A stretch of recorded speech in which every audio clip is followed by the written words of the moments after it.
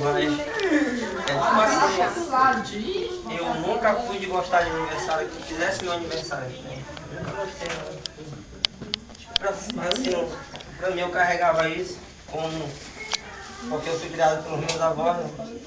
Eu sentia assim quando alguém fazia aniversário e os pais mesmo faziam, né? Eu nunca gostei de entender isso. Mas depois que eu comecei a sentir que, criado pela minha avó, foi o caminho que Deus deu, foi a história que Ele quis criar para mim.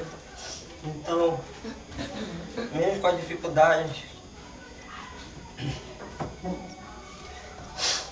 mas eu quero sempre seguir. Eu sei que é difícil, mas seguir nos caminhos de Deus. Vai ser duro, mas do seu jeito.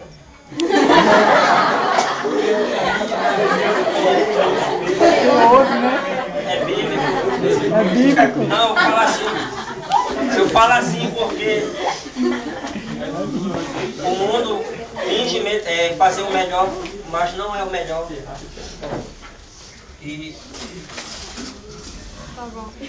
eu tenho assim uma facilidade. Esses dias eu estava pensando assim, eu estava querendo me isolar de uma coisa que não tinha nada a ver comigo. Eu não sou de me isolar.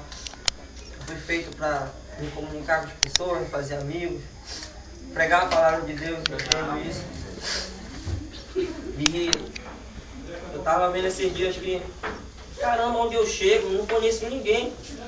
Um dia desse eu fui depositar o dinheiro no banco, eu fui perguntar o segurança onde era a fila, né? Do nada eu estava conhecendo o cara e sei lá, e falando da vida, eu saí assim, pensando.